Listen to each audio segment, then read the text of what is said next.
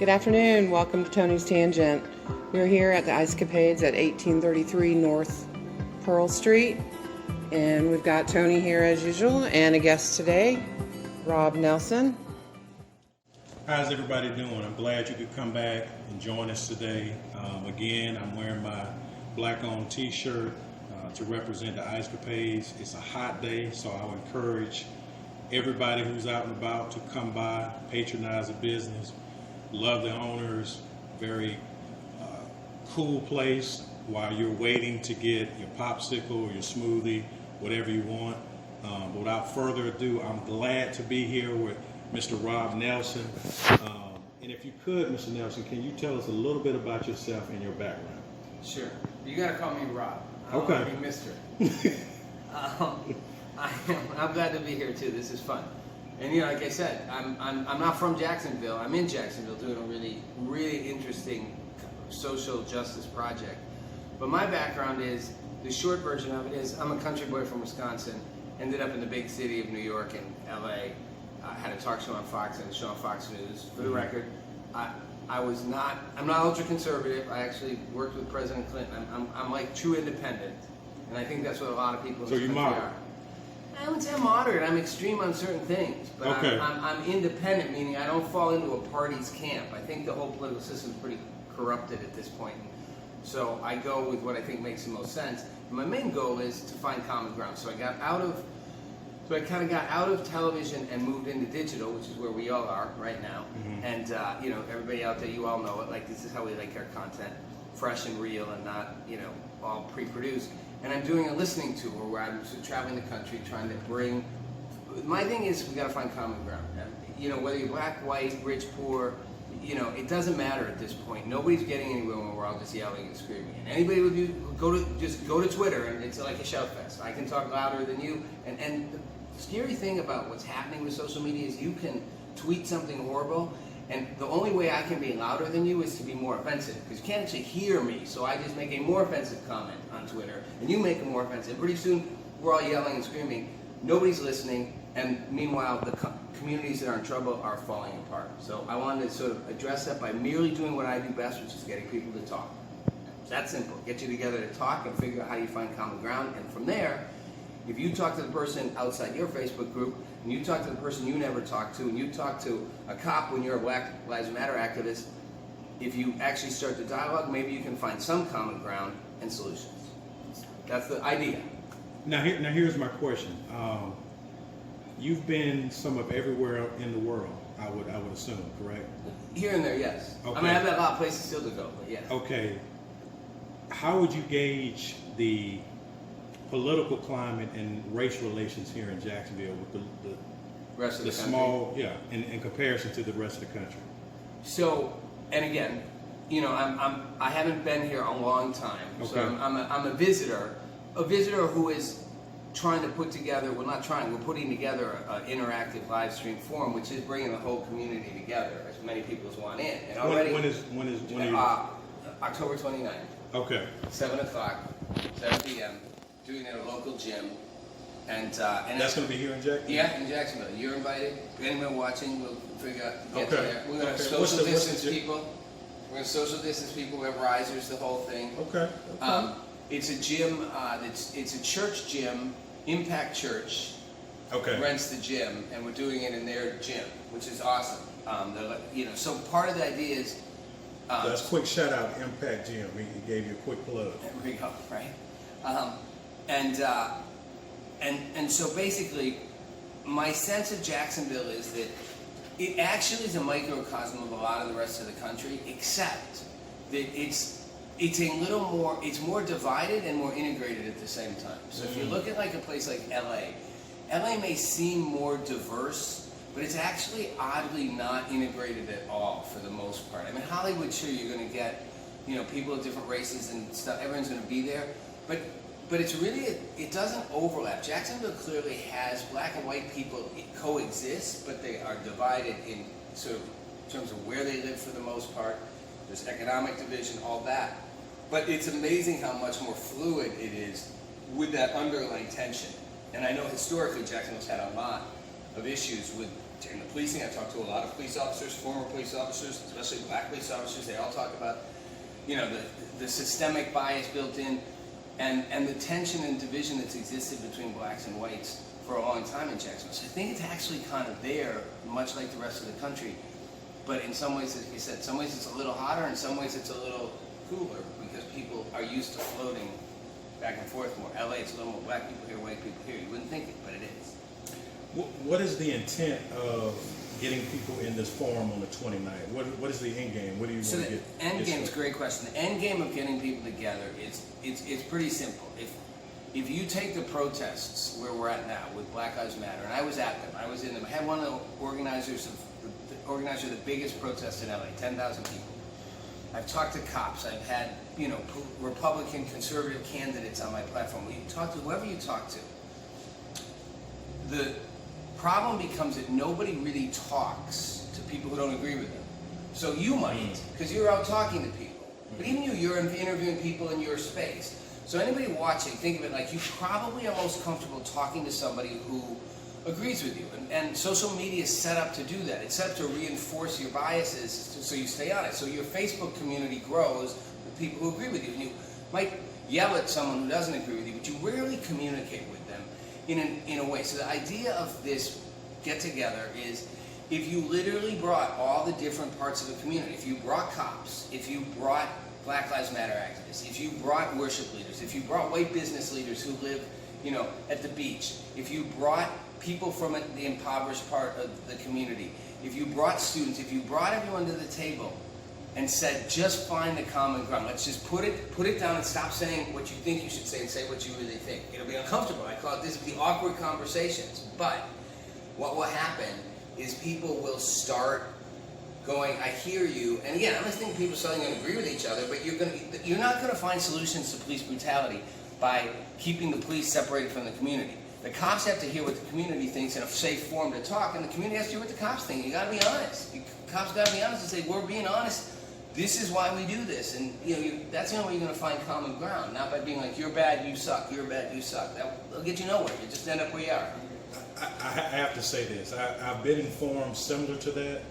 I think one of the issues that I've had with forums, not necessarily like the one that you're going to have on the 29th, is we come in these spaces, we have conversation, and sometimes it is healthy conversation. But there's no parameters in terms of 3 months we want to be here, 6 months we want to be here, and a year we want to come back and have this conversation and evaluate what progression that we made, where was the change implemented in these communities, and in terms of how we view each other in terms of residents and law enforcement. So for me, the question that I have for you is that something that is a part of what you're trying to do, or you just want to get these people in the same space to be able to start the dialogue so they can have that conversation? So both are true. So I think what you're talking about has to happen, and it's something I think about a lot, which is, and we set up a nonprofit which we're getting off the ground called talkact.org, and the idea is if you start talking, then you have to act, right? So the whole point of talking without action is pointless. It's not pointless. It's really good, because if you have someone out there you're in a feud with, or someone you can't stand, maybe it could be a friend, like we're not talking anymore. You got to talk before you're going to get to any positive solution. So it's not that the talking's irrelevant, but your point, great, you talk now what are we doing next? Are we actually going to change something? And that has to happen. What I didn't want to do was pretend that I could come in and tell a community how to do that. A community needs to, and a lot of people are already out there doing things. There's people, I talk to people who are doing things and they're like, but I need more support, or overlapping things, or more resources, or somebody exposure, saying, or somebody saying, we have 6 good ideas, you know, and for this, but you know, we're not having a conversation with the other side to see if they're the right ideas. And so because of that, you know, so I had a conversation with the head of the Jacksonville Fraternal Order of Police, and they have ideas for reform, but they're not talking to the people, right? So they're not talking to the activists how they're the right ideas. But I think the community, when they come together, has to commit in that process to saying what you said. What's a time frame for now? Here's 4 initiatives. These are all ones we could all share in. They're not solving all our problems. Let's get these 4 things going, and let's get on board. And in 6 months or 3 months, Let's see where we're at, and in 6 months, let's hold ourselves accountable to the change. And let's come back and do this again. Let's have another conversation, dialogue, live stream it so everyone can interact. That's my thing, live stream it so anyone, some guy in Ohio can be interacting. And let's come back to it. I can't hold the community accountable, but the community will hold itself accountable if they get excited. And I can facilitate that dialogue, and even using this nonprofit as a platform to become a resource exchange. Because I want to do this in Atlanta. People in Atlanta going, let's do this in Atlanta. People in St. Louis going, let's do this in St. Louis. Like, so if you had enough people doing it, you'd have enough dialogue going, you would. People like you would be like, okay, hold on. What's that? No, I'm just saying People Chicago. like you would be like, wait. I was part of this. I want to see us do A, B, and C, and I'm actually going to like lead the drive. Here's my thing. Are you on board with A? Let's do it. So I think it will happen, and if it doesn't, that's sad. But you got to start with the dialogue. Question for you. We've seen here in the last 3 or 4 months, we've seen a lot of non-black, particularly we've seen a lot of whites out here in the street protesting, particularly after what took place with George Floyd. The question that I have for you, and you don't necessarily have to be a representative or somebody to be the spokesperson for white people, but do you think white people are ignorant to what goes on with black folks? Or do you think, quite frankly, they just don't care about what happens to black folks? What would be your response to that question? Well, okay, I'm not speaking for all white. I'm the token white guy in the room here. Right. Not really, because she filming this is white. There's two white people. Two white people in this room. But no, I think so. I think it's not one or the other. I would say overall, most white people are actually ignorant to the way the situation for black people. A short little example of that. One of these little get-togethers pre this interactive town hall. I had a group. There were white people, black people, some former black Jacksonville police officers. And there was a white guy who was a businessman. He didn't say much the whole time, and at the end, we asked him, like, you've been quiet. That looks like you'd be Donald Trump's golfing partner. Like, literally, central casting for that. And he said, I've only seen Black Lives Matter on television. It's not how I know it. And then he made the most honest admission, and it took guts for him to make it. He was clearly almost tears in his eyes. He felt almost, you can tell he felt bad. It's like, I've never talked to this many black people for this long in my life. This guy's like probably 60. I mean, you never talked to this, what do you... Where's you from? Jacksonville. I'm like, how do you not talk to black people? Jacksonville. And what he said that was so powerful was, he said, but listening to your stories, you have a whole different perspective. Black Lives Matter on the news is different than hearing you tell me about your life. You know, you former Jacksonville sheriff, officer, telling me about what happened to you in real, and you're going, whoa, that's real. Whoa, you're not making that up. So I think most white people don't, even if they think they do, they may empathize or want to empathize, but they don't really know the black experience any more than I can say I know the black experience. And I spend time like around people and learning and listening. Most people don't go into the communities that aren't theirs. Even the protesters, they ain't spending real time in the communities they care about. They're protesting, and it feels good because you put a square on your Instagram and go solidarity. But my thing would always be, that's great. But what are you? Did you go change the community you're solidarity for? Did you go in? Did you go into an impoverished part of the community and go, here's what I can do today, tomorrow, next week, here's something I can donate, here's something I can give, here's a program I can be part of? No, you just said police are bad, F the police, and I feel good because I protested today. And I'm like, right. That's great. There's still, economic inequality that's not changed one bit because of your protesting. It doesn't mean I think they're wrong to want to express it, but I think protesting is real easy, change is real hard. I got you. Now, this is going to be my last question, but I'd be remiss if I didn't ask this. We are in an election season, and for most people, including myself, I feel like this president has been extremely divisive. I think he's tapped into a lot of feelings that people normally wouldn't have exercised, but they feel emboldened to do it since he's been in office. Do you feel like this is, quote unquote, the most important election that we've had in years in terms of voting in the next president of the United States? No. Now why do you say that? And I know everyone's like, what do you mean? It's the single most important election ever in history of mankind and the fate of the republic. What I would say is this. The beauty about America is it's got a lot of flaws and a lot of problems and a lot of stuff we buried and hidden, and a lot of stuff, I had on my show last night was, black guy lives in Atlanta. Really fascinating story, what he's doing, how he's trying to do it. It's kind of like, you can't make up for the 400 years. You want equality, unfortunately, you got 400 years that we got screwed to fix. And you can't turn the clock back. You can't go back 400 years and undo it, you know? So we got to start from here and try to move forward in a fair way. But the thing about America that works is we have a system that pretty easily lets us get rid of people we don't like in power. We don't use it very often. We let our Congress people get reelected and reelected and reelected for decades and decades, and we keep them even when they're not doing crap for us, Democrats and Republicans. It's like, don't pretend you're a Democratic congressman in a part of a city that's really impoverished is doing much for you. Would you say the reason for that is because we vote based on popularity and not policy? I think we vote on popularity. I think we vote on what we've been told, and I think we vote partly because we just we don't even pay attention to some extent. So I don't know if it's necessarily not on policy, but I think we vote on party. We vote in our little camps. Okay. So I can't vote for you if you're not in my camp. So if you're not a D or an R, I can't vote for you. If you're not the right color, if you're not the right thing that they told me you're supposed to be, I can't vote for you. I don't think people literally say I won't vote for you on color. Some probably do, but certainly if you're a black candidate running as a Republican, I can't vote for you because you're black and you shouldn't be a Republican. If I'm white, I can vote for you. Right. So, but I think the reason I say it's not is because I don't really think that that what Donald Trump does or what Joe Biden does, well, it matters, and I'm not saying it doesn't matter enormously, but I don't think it determines the fate of our country. I think a lot more of our country is determined by what we do on the ground level. What a city and what a community could do to change itself, it can do without the help or the hindrance of the federal government. Now, doesn't mean I'm not saying it's not important. I'm not saying the election is not important, but I think we exaggerate. We exaggerate how the world's going to come to an end if Donald Trump's president, and if you're a liberal. And if Joe Biden's president, he's a true leader. And I'm kind of like, wait a minute. First of all, Trump's not going to end the world. He can't, he won't. You may think he's crazy and nuts, but vote him out of office. Secondly, Joe Biden's never shown you anything about being a leader. Why are you suddenly your leader? He's 47 years in office, you don't even know anything about him. Like, right. So don't pretend either one of these is God or the devil.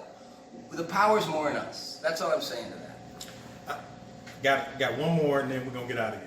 I know we went long, right? We went long, We're rolling, people. But I gotta ask this since I got my guy here. What are your feelings on black folks receiving reparations? Oh, good question. He saved the best for last. So I'm thinking only because I don't have a clue. I've thought about it a lot. I don't think it solves anything. I think it's a little like the stimulus check. You know, when they said they're giving everyone $1,200, and that's great. Who doesn't want $1,200? But everyone I know was like, well, $1,200, thanks. But basically, my life is screwed. I can't work. I can't go anywhere. I can't do anything. Thanks for the $1,200. I'm not complaining, but I got to pay rent for the next 8 months. Can I get a little more? So I feel almost like the problem with reparations is it's a symbolic payment. You can give every black family, every black person in America X amount of money. Okay, how much can it be? It can't be like we're giving you all $20,000. That ain't happening. So they said, okay, we're going to divide it up and give every black American X amount. Okay, it's a token check that doesn't change anything. So maybe I'm not denying that black Americans have a right to say, we got screwed for an awful long time. But I just don't know that a reparations, it seems like, again, like a protest. It doesn't change anything. And it lets everybody, if you did do it, go, see, we gave you your reparations. It's like giving the Indians, Native Americans, Indians, a reservation. Okay, we gave you your piece. Now, it's almost like, no. Make real reparations. Invest in ways to actually rebuild the the social and economic systemic divide that exists because we allowed black communities to form into the inner cities and stay dense and down, and now every major American urban city has a concentration. Someone said to me, there are not necessarily more black people who are poor than black people who aren't, percentage-wise, as white people poor to white who aren't. But we focus as if every black person lives in the hood and is poor. But that's partly because every major American city has a concentration of poor black people. So it gets all, so let's fix that. That's reparations. Let's honestly fix it, make a commitment to change it, and actually do it. Not just black people do it, white people with black people in the federal government. That would be a better reparation in my mind. Do you want reparations? You want your $1,000? I'm sure I'd take the 1,000, you know, I mean. I disagree. I think reparations is something that we need in a desperate way, but it doesn't necessarily have to be just monetary reparation. Reparations for me can be psychological. Reparations can be building up infrastructure in the community. Reparations could also be financial literacy. Reparations could also be reestablishing and eliminating food deserts.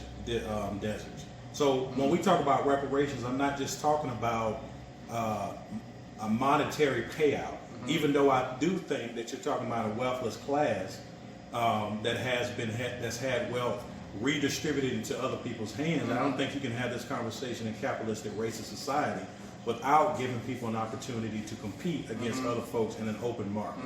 Well, So that's what we So just by, well, or not, because by that logic, I would be the first to say, should we call it reparations, call it what you want?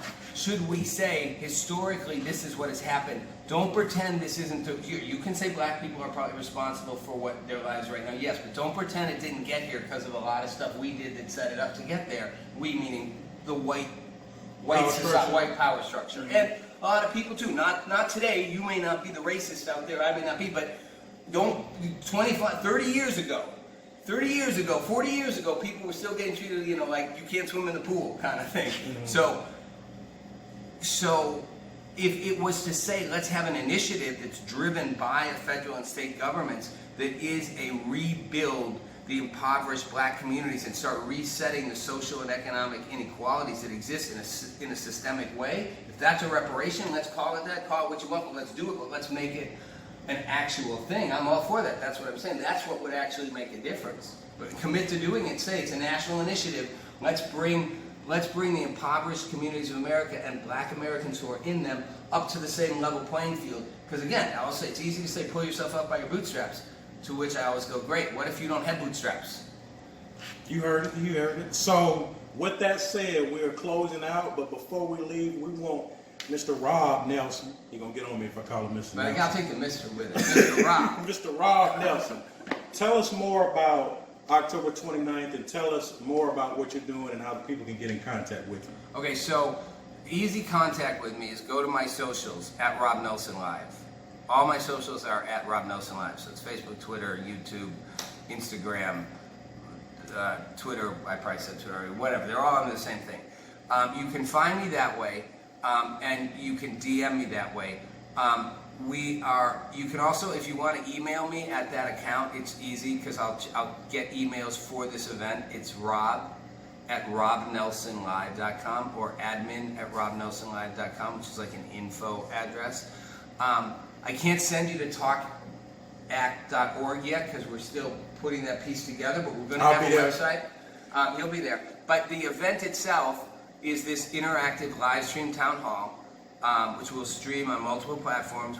Everyone is invited. It's going to be on the 29th of October at from 7 to 9. We're going to have. I will put on my socials, and we will start making available, and I'll make through you an actual flyer with the address and time location. We'll digitally put that out there. It's at the address though. For now, I'm going to space on it. It's 4,000 Not Spring Road. Spring Park. 4,000 Spring Park Road. Okay. 4,000 Spring Park Road. It's a big gym. It's a big gym that impacts churches, rents, and so basically it's a school gym. We're gonna have risers, social distancing, and it's attached. We're gonna live stream it. We're not just shooting it. We're gonna actually try streaming it so that the people in, like I said, people in Ohio can be watching and engaging. Okay. Be part of it. Want to thank you for that. That probably is our best interview up to this point. Again, I want to stress, if you are hot and I'm hot, please come down 1833 North Pearl Street, Ice Capades, Frozen Trees. It is delicious. I encourage you to come out, and until next time, stay black.